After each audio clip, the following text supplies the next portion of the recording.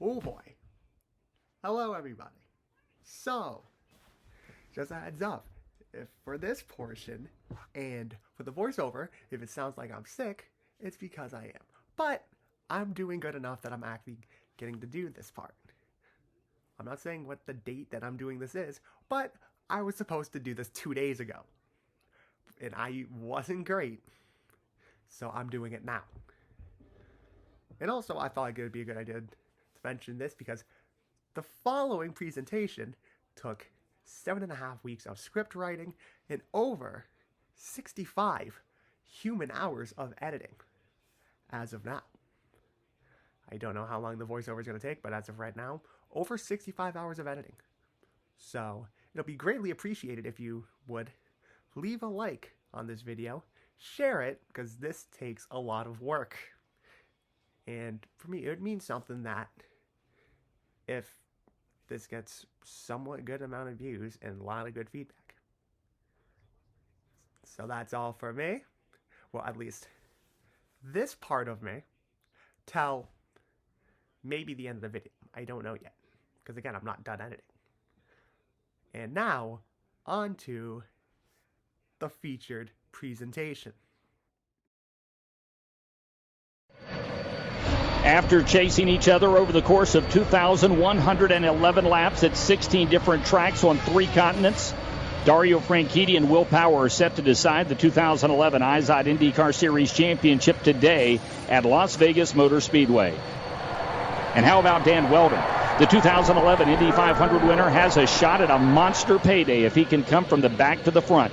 But to claim his share of the $5 million GoDaddy Challenge, the Englishman must find a way to pass 33 race cars. You had some pretty candid comments about maybe how ridiculous the racing is here at Las Vegas. What can the fans expect? Exactly that, man. This is ridiculous sort of racing. It's so crazy how tightly packed we are. Very tough, very hard. I think we all got to look after each other out there. You know, is it going to be 2 wide? Is it going to be 3 wide? Will it spread out? Who knows? This track is conducive to pack racing, and you know, it's going to make for a giant pack. Have a good, safe race. It's going to be very intense today. It's going to be an intense one. Just want to congratulate, IndyCar and everything they've done this weekend. It's been a huge success, so it should be fun. Our analyst for today's race, Joseph Newgarden. Makes for incredible speeds when everyone's bunched together. It's fun for these guys. I know they like this type of racing. Some don't. As Will said, it's kind of crazy running like this in just one big group. But, guys like Wheldon, this is his specialty, and he loves this stuff. 34 cars, 200 laps, 300 miles at 220-plus miles an hour. There's plenty on the line in the Nevada desert today.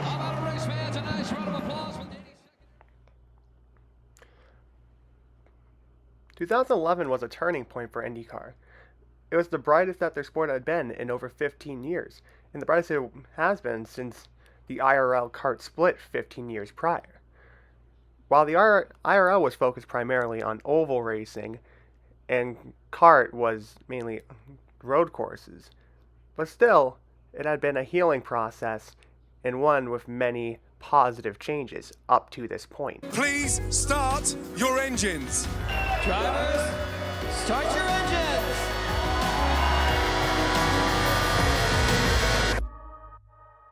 But that, unfortunately, was not to be. October 16th, 2011 started as a day of optimism and one of a new event for many years to come. But by the end of that day, optimism had turned to sadness, and their plans went barreling head-on right into a catch fence, and ended up with a loss of not only a season and many hopes, but the loss of a great driver in Dan Wheldon as well. To get to where we are when it comes to the IRL and how we got to this point, we can't just look at the race itself. To get to where we are, we have to go back 15 years. In 1996, American Open Wheel as we know it was divided into 2 separate leagues. the IRL, which would be primarily oval and road course racing, and Champ Car, which would be more of a street and road course. And for many years, it looked like kart was doing well, but then IndyCar was doing well, and IndyCar as a whole was struggling. And by 2008, it led to a reunified series. Well, as the commander of hate in open wheel racing, I hate the fact that the Indy 500 was screwed up 12 years ago. I hate the fact that Alex Zanardi and Greg Moore didn't get to run the Indy 500. I hate the fact that NASCAR's lapped it several times, but I love the fact that it's back together, and I don't care about the last 12 years because we've done all that muckraking and beating people up, and let's go forward and try and have some good racing because we finally got everybody together. We can identify this, and I think there's a lot of reasons to be positive. With the open wheel civil war over, reconstruction can begin. And it was seen that IndyCar needed a new leader. By 2009, Tony George was removed as CEO of the Indy Racing League in Indianapolis Motor Speedway. He was spending too much money on outside ventures. And for this to work, an outsider was brought in. My name is Randy Bernard, and I'm the new CEO of the Indy Racing League. Before joining IndyCar, Bernard was the CEO of Professional Bull Riding, and he ended up leading it to great success. At one point being the only employed staff member, he turned it from a set of rodeos into a mainstream American sport. And Bernard had a lot of ambition. At the time, I was very content with the job I had as CEO of the Professional Bull Riders, and I absolutely loved doing that. But then I started looking in and doing some research on the IRL, and I saw tremendous potential. And I felt like I could really make a difference. And, I started with nothing at the PBR, and I was the only employee in 1995. And to see it grow, I had to do everything. I had to learn television, merchandise, marketing, promotions. And that's where I think that I can really come here. And I mean, the IRL is so big already, and it has so much opportunity. I really see this as a chance just to have to reignite America on why IRL is so exciting, and then and the deep traditions of this great sport as well. Bernard really understood what he was doing and had a set direction that it looked like it could succeed, including with a new project that would introduce a new chassis in 2012, after using the same one since 2003, and at this point only having Honda as an engine provider. He convinced Chevy and Lotus to enter the series in 2012, and signs were looking upward. Their decision will determine the future of open wheel racing for 2012 and beyond. They are making one of the biggest decisions in IndyCar history. In the end, I think what we've wound up with is a chassis that's great looking. It gives us a variety of looks over the year. It's very safe, priority one. But the thing that's most important to me is that it's reduced the cost by 40% for team owners. That allows team owners that are currently in the sport to continue to participate and makes the sport more appealing to other team owners to come and join. Another thing that Bernard was really critical of was having a schedule that would be 50% ovals, 50% road courses, with a thought that in the future the schedule could be expanded to 24 races. It is important that the Izod Indycar Series continues to strike a balance between ovals and non-ovals to maintain our claim to say that we're the most diverse racing schedule in the world. The 2011 schedule will feature 8 ovals and 9 non-ovals. With the changes in the schedule, with the balance between ovals and road courses, 2 new trophies were introduced. The A.J. Foyt Trophy when it comes to ovals, and the Mario Andretti Road Course Championship. And plus many new and returning schedules as well, including Barber, New Hampshire, and the Milwaukee Mile. What you were so successful at with PBR was building a brand. It had an identity. People knew what it was. How do you hope to do that with the IndyCar League? Well, in IndyCar, you know, from '96 till this year was known as the IRL, and then you had Champ Car, and IRL had a perception of being what made the terrible divorce. So we blew that acronym up this year, and we went back to IndyCar. It's known around the world. We have 100 years of history with it. Why wouldn't we? So now what we need to do is build a perception that our drivers are the best in the world, which they are. They're the best from the fastest, most versatile race cars and race car drivers in the world. And that's very important that we define our sport that way, because it differentiates us from everyone else. I mean, there is no other motorsport out there that runs road and street and oval, short track, super speedways at the speeds we do. Bernard also wanted IndyCar to become mainstream. That was one of his goals. And he happened to come in at just the right time, since 2011 would be the 100-year anniversary of the Indianapolis 500. So with all those goals and all the schedule changes, plus all the optimism, 2011 was looking like it was going to be a very good season. IndyCar is entering a new and exciting era. Fortunately, this brings opportunities with new venues and promoters that are fully aligned with our strategy moving forward. We are committed to working with our partners and listening to our fans on what they want to grow IndyCar. Make no mistakes, our goal is to grow IndyCar to a new pinnacle that has never been reached before. With everything falling in place, IndyCar needed a big season finale for 2011. One place that had come up, but yet at this point wasn't finalized, was possibly a race at the biggest stage of the U.S., looking for a race in Las Vegas for the season finale. Track owner Bruton Smith also really loved the idea of it, and he was trying to get NASCAR to have a finale at the track for many years. And having an IndyCar finale would be a good start. At first it was to be determined before, in February, the race was finally confirmed for October 16th. It all culminates Sunday, October 16th in the bright lights of Las Vegas. The Izod Indycar Series drivers roll the dice at Las Vegas Motor Speedway to decide the championship. This year, one driver will stand apart as the best, the fastest, most versatile race car driver in the world.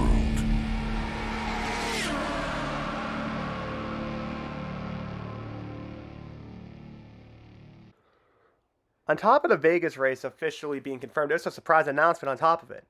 With Bernard saying that IndyCar had the most diverse drivers in the world, he really doubled down on this and put down the largest amount of money for one race if someone were to come in and beat all the other drivers.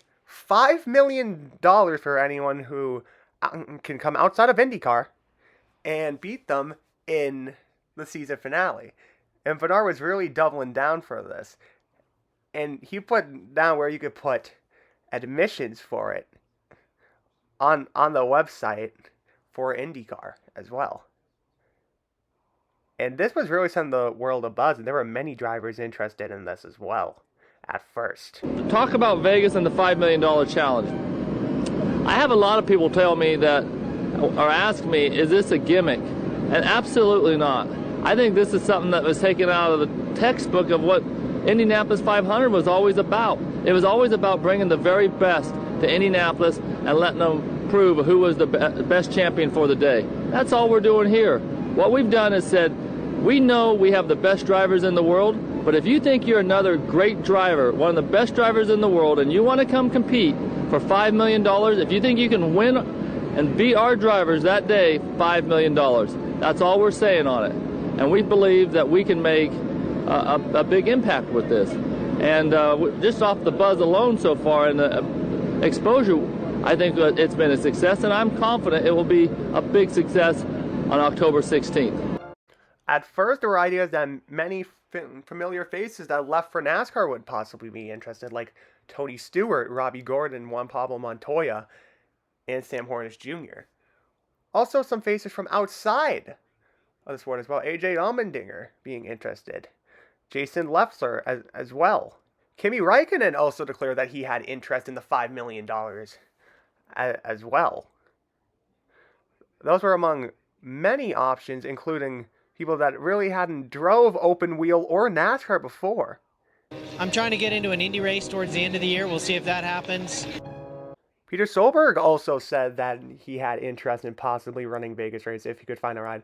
So did James Stewart. He was among one of the few drivers that also reached out, including a couple drag racers that reached out to Randy Bernard himself. I think we've had 26 inquiries so far. Some fantastic drivers. The sad part is that we can't pick all of them. Right. But I think that, I think knock on wood, I think we should have some spectacular drivers, and it should be a showcase of our sport. Leading up to the Indy 500, there had to, at this point, be over 24 inquiries. But there are only a couple logical people left for the $5 million. Joey Hand, who ended up winning the Rolex 24, was one option, and it looked like he was about to get a ride with Graham Rahal for Indy. And also a NASCAR driver would be crossing over. Scott Speed, the announcement has come. He will join Dragon Racing for the 500 later this month. It will be his first IndyCar start. He will also drive the season finale at Vegas, where he will be eligible for the $5 million bonus if he wins. You are likely going to be in a car in Vegas as well. This has been a little bit vague as to who's going to be eligible for the $5 million. The committee will decide that sometime this summer. Are you set for the $5 million bonus, even though you could have already previously done an IndyCar race this season? I think everything is still aligned to obviously be able to shoot for that. That's anyways the goal and what we're shooting for.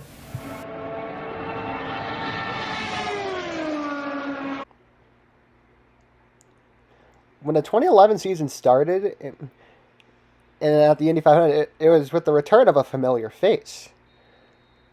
Up to this point, this was Dan Wheldon's season debut after being winless in 2009 and 2010, and the 2005 champion was without a ride. But a lifeline ended up being thrown to him by a former teammate and Brian Herta, which that ended up resulting in Brian Herta, after forming a team, offering a lifeline to Wheldon and his team that ran in 2010, making it just barely with an 18-year-old rookie after many faster cars withdrew their time, including Paul Tracy. Though he ended up using a chassis that was many years old, using a 2003 chassis that Sam Hornish ended up using to win at Kentucky. But after that, the chassis really got moved around, including the 2008 race, which it ended up crashing. And then 2009 and 2010, this chassis ended up crashing as well. But Wheldon saw something and had a fast car up to this point. The 4-race hiatus, vacation, whatever you want to call it, was, you know, it was great. I got to spend some time with my family, but it was also, you know, not necessarily frustrating, but it's just, I think that time really made me realize how much I love to be, you know, in the IndyCar and be part of the IndyCar series. But with Brian giving me a great opportunity in the William Rass car, you know, we've collaborated with Sam Schmidt's team, and I think we're going to be a force to be reckoned with. I was very happy with how yesterday went, and I'm really looking forward to the race. You are looking live at the world's most venerated racing venue, where history has long been made. Outside row number 2, he won this race in 2005. Ladies and gentlemen, Dan Wheldon.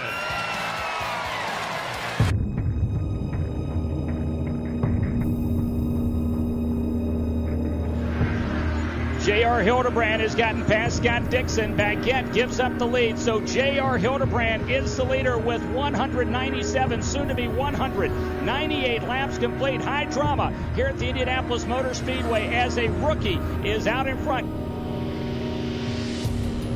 Here he goes, the final lap. Across the line, J.R. Hildebrand will see the white flag.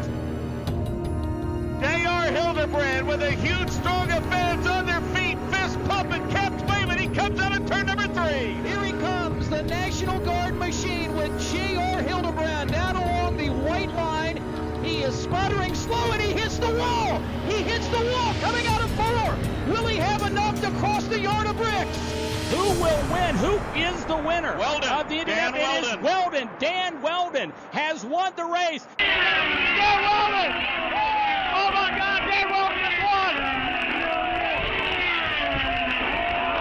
Are you kidding me? Yeah, Dan! That is unbelievable. Oh my goodness.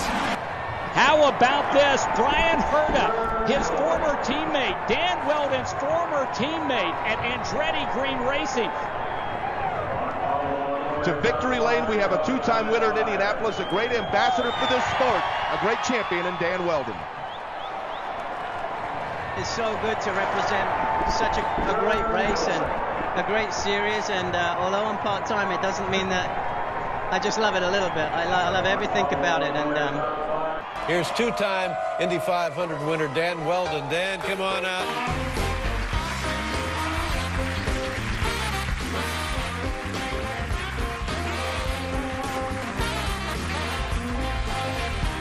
Dan Wheldon, we couldn't be any more proud. God bless you. Now you don't have a job. You don't have a gig. It was the one race. You win it, and then so how does that work? Thanks, Dave. Well, I'm Thanks. sorry, but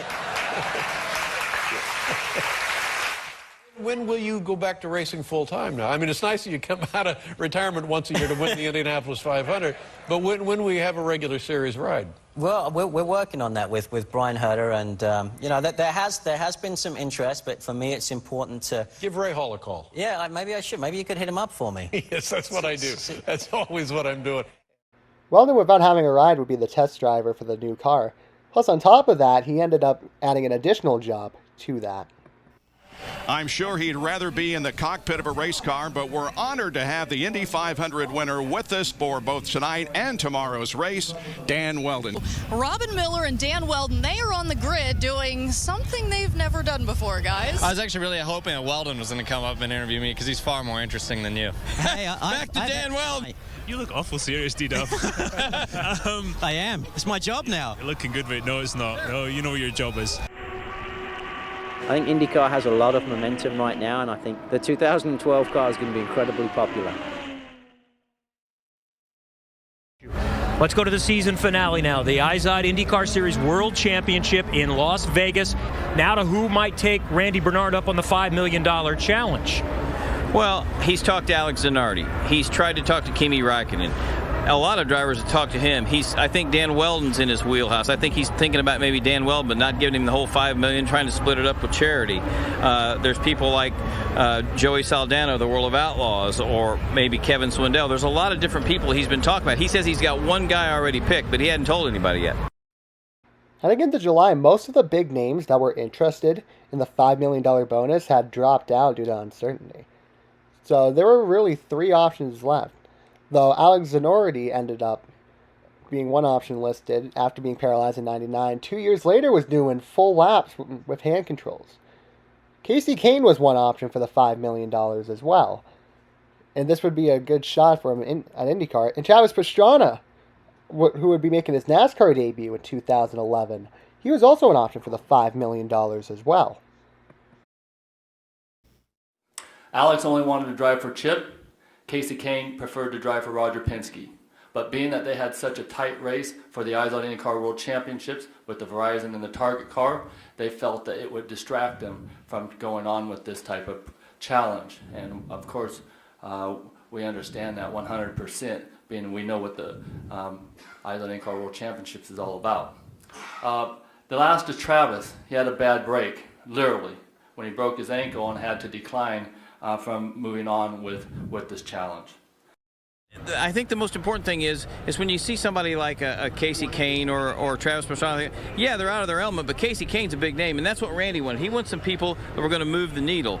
And I think that's the most important thing. Why do it unless you can get some big stars that aren't in their element that have a big fan base? It was still worth it, though. All of the free publicity. At least Las Vegas knows now that IndyCar is coming. To make it seem that someone would at least have the bounty, Dan Wheldon received a call, and next thing you know, this happens. We wanted to not let our fans down. We had a lot of buzz, a lot of interest about this $5 million challenge. So we felt that we should try to go on and try a new challenge. We wanted to keep it within the sport. So the Izod Indycar Series and GoDaddy are very proud to announce that we will give $5 million challenge to our Indy 500 winner, Dan Wheldon. Thank you for the opportunity, but please don't expect any flips like Travis does, because I'm not into that. I'm going to keep it on all 4. Well, for me, I've been just desperate, period, to get back in a race car since Indianapolis. And you know, before I talk about Vegas, I just want to thank Randy for the opportunity, but also thank Randy for what he's done for the IndyCar Series to date. I think You know, he always talks about moving the needle, and, you know, for people that haven't met Randy, he can't say a sentence without thinking about moving the needle with the IndyCar Series. And I think with the momentum that the IndyCar Series has gained this year, I think he's truly achieved just that. And for him, Vegas would certainly be the icing on the cake. I think that it's very important that everyone know, team owners, drivers, sponsors, fans, why we're doing this. I mean, when we set out at the beginning of this year or last year on our goals for 2011, one of them was to reach mainstream and fans in other genres of motorsports. And that's what this was always around, was how do we reach those fans and bring them into the Izod Indycar Series. And that was the whole reason the $5 million challenge with other forms of motorsports was to try to bring those drivers in. When that didn't happen, we felt that it was too good we received too much good positive momentum to leave it go. And we thought that one way we can still do it is with a promotion that reached one of our drivers. And how do you be fair to your drivers? The best way is go to the guy that received the most press this year won the Indy 500 and give him the opportunity. Wheldon for Vegas would end up driving the 77, originally driven by Alex Tagliani, as Tagliani would move over to Brian Herta Racing for that race in the 98, the same car that Wheldon won the 500 in, and Wheldon would drive the car that won the pole for Indy. Okay, let me remind you that beginning tomorrow, you can enter for the chance to win the $2.5 million through the Verizon IndyCar mobile app. What also ended up helping IndyCar is that the Vegas race would be the day after the lone night race in the NASCAR playoffs, for that being at Charlotte. So it would be on the 16th, and IndyCar would have heavy advertising when it comes to the race the night before the race ended up happening at Charlotte. So there'd be a ton of IndyCar ads during the NASCAR race. But at the same time, this race also would be the last of an IndyCar legend. We need to talk about Danica. Today in Phoenix, Arizona, she made it official. She is coming to NASCAR. I am excited to finally announce, we're excited to finally announce that GoDaddy will be taking me full-time into NASCAR next year. So this would now lead to Danica actually leaving IndyCar at the end of the season. Though this would be a good chance for her to end her career off with a win after a 4th place finish in the NASCAR race in March of that year at Vegas. Be there for Danica Patrick's last IndyCar race. Sunday, October 16th, Danica challenges the bravest drivers in the world at the Las Vegas Motor Speedway. Also, another storyline would be the tight championship battle between Dario Franchitti, who was looking for his 3rd straight championship, and Will Power, who was quickly rising through the IndyCar ranks up to this point. It had been a tight battle all season between these drivers, and a pit road incident ended up adding more to Franchitti's championship gap heading into Vegas, though he'd lose the race to Ed Carpenter at the line on the last lap. So heading into Vegas, Franchitti had an 18-point gap over Power, and there'd be a lot of championship implications, so to say, going into Las Vegas. Heading into Vegas, there's also a new championship trophy that was introduced. Power and Franchitti had its own press conference when it came to it, actually. We unveiled a new trophy, which was unveiled on that table just there. Unfortunately, we had to separate Will and Dario, so we took the trophy away just to keep everybody calm. Yeah, I think that's pretty cool. It's a very old trophy, a lot of history there. All those names from kart, IndyCar, Champ Car, IRL are all on there, all the champions. So it would be unbelievable to have my name on there sometime. On top of that announcement, the name for the $5 million ended up getting drawn. We announced the winner of the $5 million GoDaddy IndyCar Verizon Challenge, Anne Babenko. She's a very excitable character, a lovely lady from New Jersey, so I've got to make sure I do very well. She did tell me that she was going to put me in a headlock prior to the race, just as a warning to let me know what will happen if I don't deliver post-race. I think Randy's done a really good job promoting this race. I think there's plenty for fans to do, and there's definitely going to be a fierce race for fans to watch. And yeah, we've got plenty going on behind the scenes in the city, so that's cool. You know, one thing I wanted to do is really help make sure we own the city when we come here. There's, I think, 46 major events in this town this week. And, our team, that's a credit to the IndyCar management, Las Vegas Visitor and Convention Authority, MGM Grand Resorts, and Las Vegas Motor Speedway. All have been great partners. You know, it's great to be part of this particular race. I think everybody should be proud of the job that Randy Bernard and everybody at the IndyCar Series has done, and to our partners and to Honda for being a title sponsor of this race. Make sure you watch it if you're not there, and if you're thinking about going, go, because it's going to be the weekend of your life.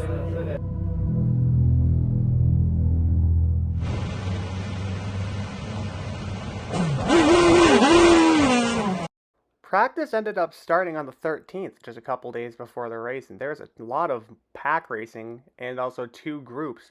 Graham Rahal almost crashed coming out of pit road, and Danica Patrick was fastest. I tell you what, I'd just like to finish this right, and I'd like to finish it off on a good note, and nothing would sort of let me turn the page to the next chapter better than winning here. Also on Friday, there was news when it came to the next season, and Dan Wheldon replacing Danica Patrick at Andretti Autosport.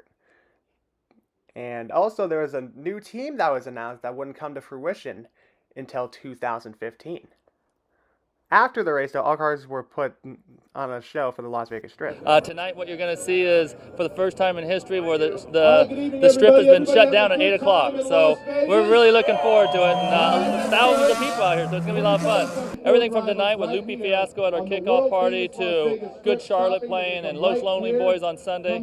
So we have celebrity blackjack tournaments with just tons of celebrities coming. Michael Irvin's going to fly over, Marshall Falk, tons of NBA players. It's what we want to do is make sure that we've taken care of our fans with one of the best events you can, and I sure hope so. It's such a cool experience coming down here. You know, you see all the lights and everything, and it's to know exactly what you just said, that this hasn't happened before, and it's really special. And actually, I think it's great for the sport, because to see the amount of people lining the streets, I guarantee all these people didn't come to see the IndyCar race, but now they're exposed to it. And that's what matters, and I think it's a really cool opportunity, and I hope we can do it again. Now, what do you think about the about Las Vegas and this final event, the first of its kind? Pretty exciting to participate in. Yeah, very much. I mean, it's probably the perfect city in ending the season, because just all the parties and all the excitement and energy is here too.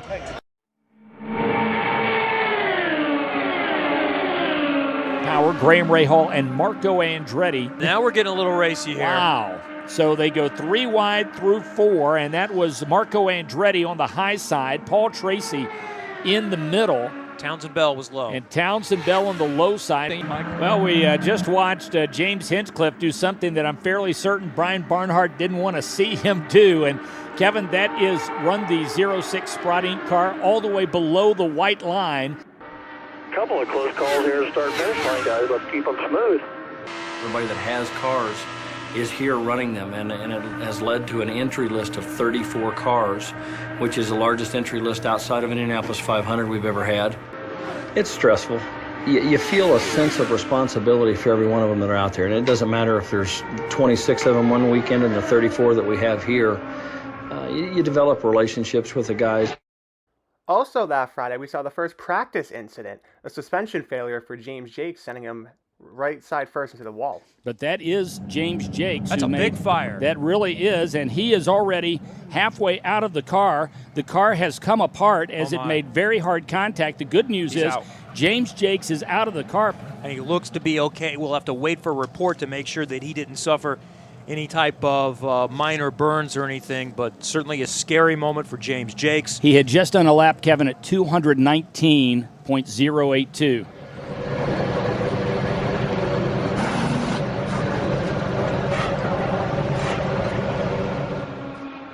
Later that day, IndyCar had qualifying, and Tony Kanaan ended up winning the pole for the Las Vegas race with an incredibly fast speed. While on the other side of the spectrum, there was Dan Wheldon, who couldn't find much speed in his car. you know, for us, we don't understand why we're so far off the pace. Yeah. You know, quite frankly, at the pace that we're at, we won't keep up in the draft even.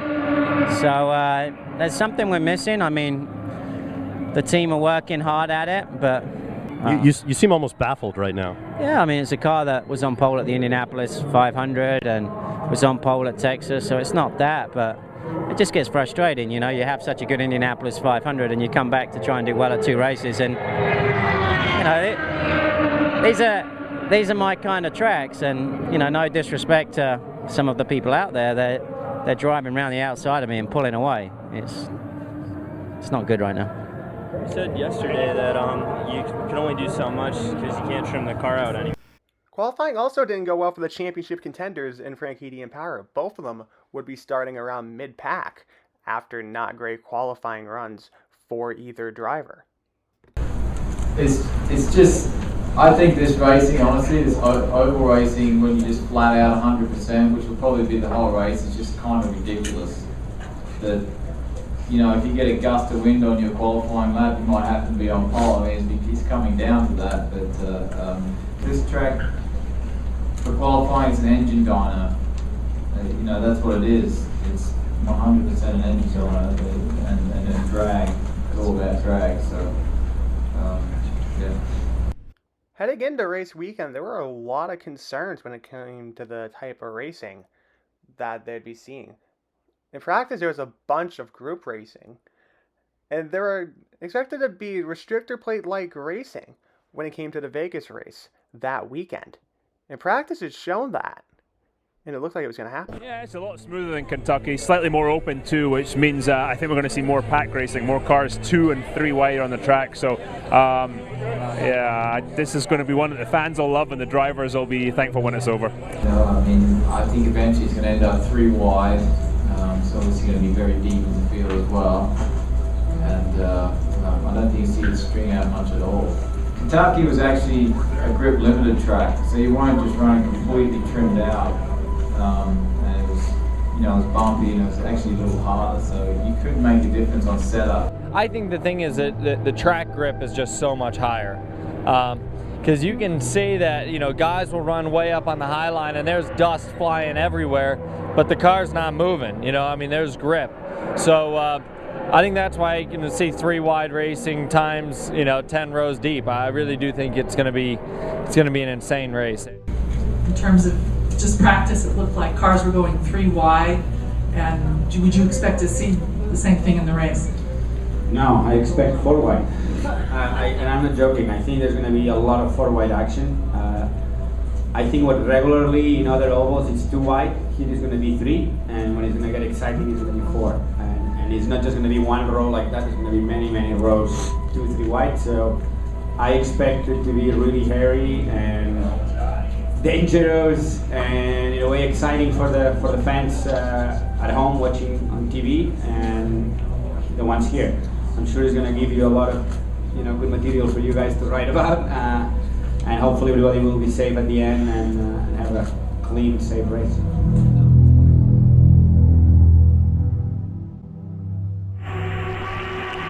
Saturday ended up being a day off when it came to IndyCar practice. So that day there was just 2 testings for the new cars with Ryan Hunter-Reay and Charlie Kimbrell.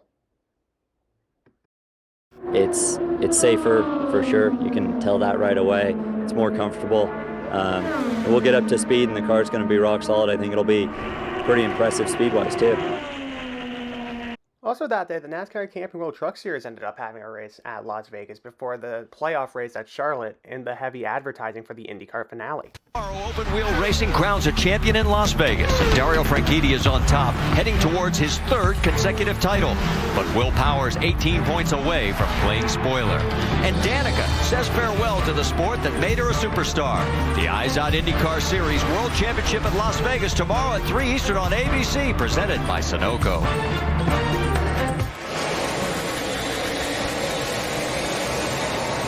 Big day tomorrow for the Izod Indycar World Series, the World Championship season finale race. Championship will be decided between Dario Franchitti and Will Power. That's ABC, 3 Eastern Time, presented by Sunoco. Night hang on there. Jimmy Johnson, sideways. Is he going to be able to save it? No. What a hard hit. We're done, guys. The Wisconsin driver, Matt Kenseth, scores a win at Charlotte, a huge momentum builder in his championship. It's Matt Kenseth taking race 5 in the chase.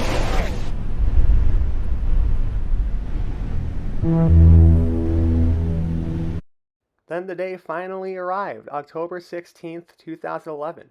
Probably the most talked about and most feared race on the schedule, since Vegas had multiple different grooves of racing, and the crowd ended up being way less than expected. Rising out of the desert north of Las Vegas is Las Vegas Motor Speedway, and the skies are a clear blue over the speedway. But for Dario Franchitti and Will Power, a storm cloud is brewing, and for one of these two title contenders, lightning is about to strike. There's a lot of history and tradition to win the Indianapolis 500. This is slightly different. It's a unique opportunity that Randy Bernard, the IndyCar Series, GoDaddy, and Verizon have given me. And we've had a tough weekend so far, but I think the Bowers and Wilkins at Magnolia, William Rast, Curb, and Big Machine Records car will definitely come to the front. We've like I say, they've worked tirelessly yesterday to literally change everything. So there's not the problem of having slow car syndrome. And I've been excited by this event just with the build-up, but I can't wait for the race. And in answer to your question, I think there's pressure all the time, especially when you want to win as bad as I do. Skateboarding legend Tony Hawk to give the command. Drivers, start your engines. The command has been given. Vitex, when you're ready, let me know, please. Plane control, all one, all championship hot. 2 hot. 3, 1 hot, 1 not. 4 hot. 5 hot. This is going to be pack racing at 220 plus miles an hour. Well, I think you're going to see 3x3. I told our guys we don't need to hang out up in the upper lane until the last 50 laps. And a very racy track. You heard Roger say 3x3. We expect 3 wide, maybe 4 wide, some of the drivers tell me. And patience, boy, you better have it. 34 cars here, pick and choose, because it's going to have to get to the end if you have a shot at winning this thing. This is going to be a spectacle. This is a great way to go out for the IndyCar Series in 2011. We know we've got the new cars and multiple engine manufacturers coming for 2012. So we're excited and grateful to Honda for sponsoring this particular race. Good luck today, Dan.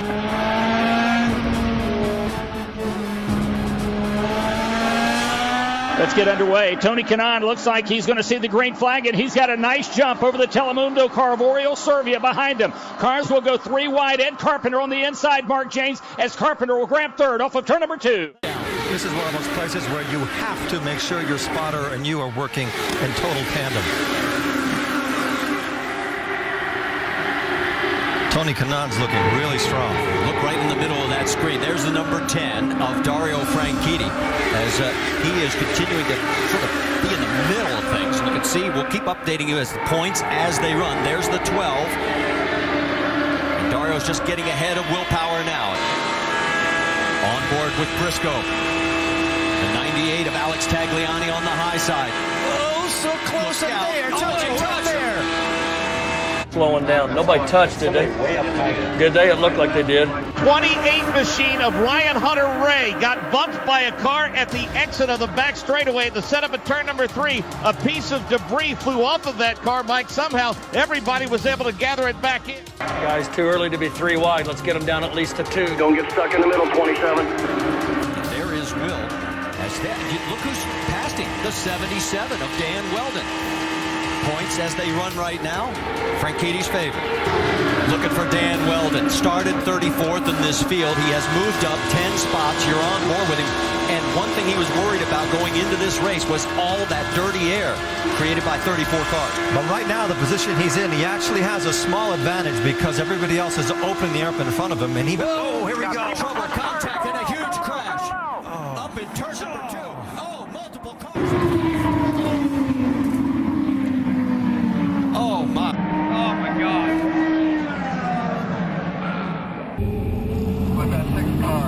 There's one upside down, Dave. All This is what we feared here, as cars with 34 cars racing it better than 222 miles an hour mark, the big one in turn number 2. Okay, guys, we're going to go red on this. We're going to go red next time. Bye.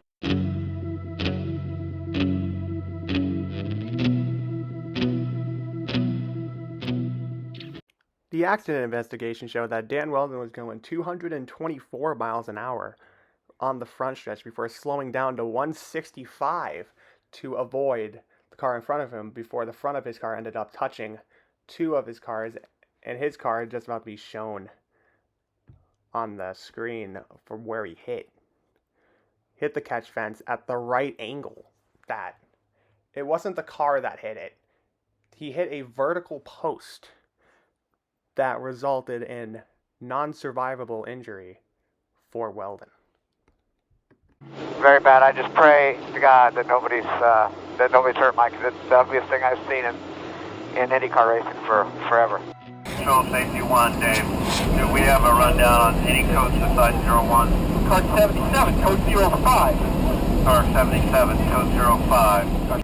That Dan Wheldon is who right now, obviously, everyone is thinking about. And obviously right now, all thoughts are right there. There is Pippa Mann as they are trying to get her out of her car.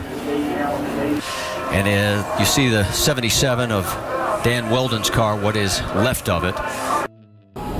Need the bird out there. We're going to need the bird. The medevac helicopter has just taken off from the infield care center, and all of our hopes will fly with that helicopter and Dan Wheldon as he makes his way to a Las Vegas area hospital. You know, within 5 laps, people were starting to do crazy stuff. And that early in the race, I don't want no part of it full stop, but I wanted no part of it there.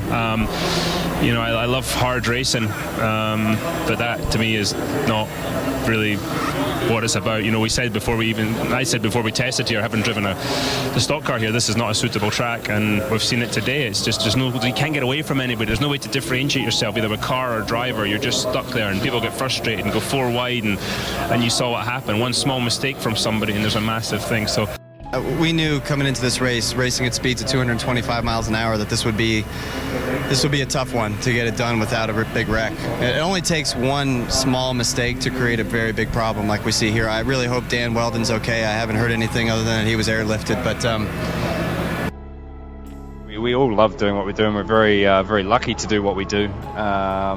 And sometimes, you know, these tracks and having 34 cars out there, you're looking at a bad combination anyway. But, you know, if the guys just took care of each other a little more, you know, we wouldn't be having these incidences. But I mean, when you put guys out there that are competitors, you know, you can tell them don't pass, lay back. I mean, it just doesn't happen, you know, and you know, so you can't put the responsibility all on them. Yeah, they need to take care of themselves a little bit, but still, if you're going to put them in a situation like this, you know, it's there's going to be, you know, carnage like this.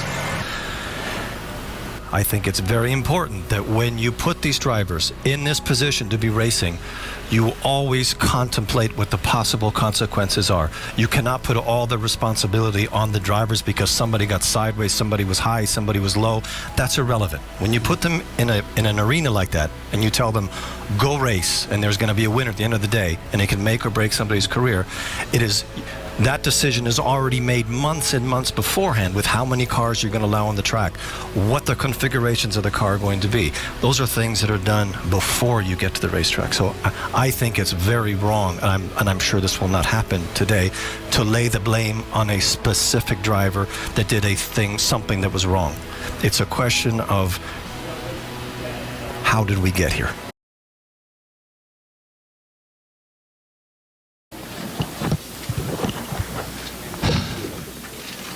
IndyCar is very sad to announce that Dan Wheldon has passed away from unsurvivable injury.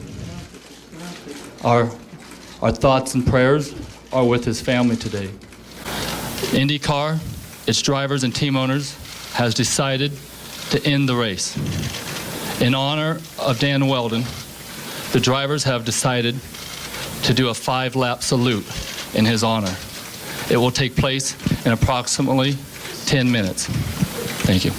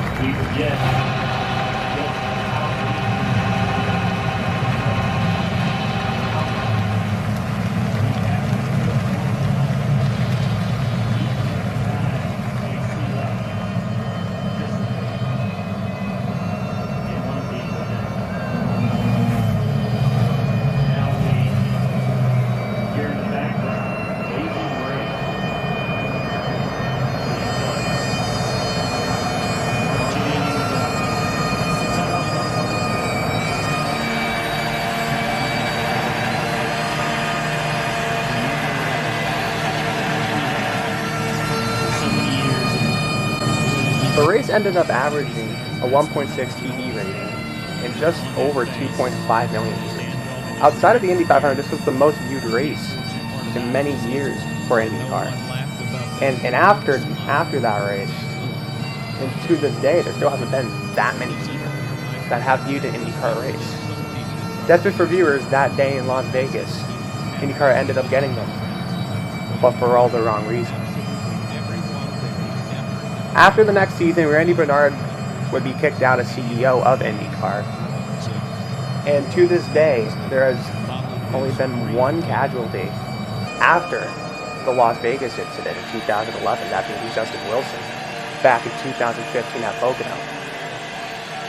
Both of these instances happened at NASCAR tracks. And that's why, to this day, there isn't much ovals left on the IndyCar schedule.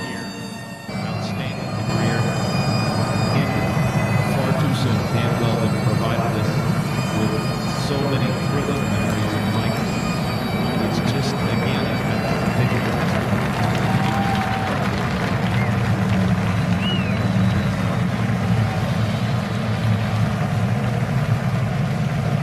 So the 2011 Izod Indycar Series comes to a close, but not the way that any of us had anticipated nor wanted. A championship has been won, but there's no celebration. A career has ended in one sport to move on to the next, but there is no happiness. And for all of us, it is just an emptiness as we have lost truly a great racer and Dan Wheldon. Many people ask me why I always sign off till we meet again, because goodbye is always so final. Goodbye, Dan Wheldon.